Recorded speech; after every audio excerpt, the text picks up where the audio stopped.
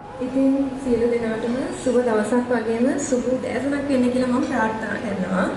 ඉතින් මුලින්ම එයාලගේ කාලයක් කැප කරගෙන අපි වෙනුවෙන් මෙතෙක් සම්බන්ධ වුණ සම්පත් විජේසිංහ ගුරු පියාණන්වද සුනේත්‍රා දමයන්ති ගුරු මෑණියන්වද මම සාදරයෙන් ගෞරවනවා. ඉතින් මේ සෙවණේ යටතේ හැදී ලැබුණු අපිව බැඳ තබාගත්තු බැම්මක් තමයි අපේ නිතුදම. ඉතින් මේ නිතුදමේ ප්‍රතිඵලයක් විදිහට තමයි අද මේ ෆික්සලා 2025 අපේ සුහදව සංවිධානය වෙන්නේ.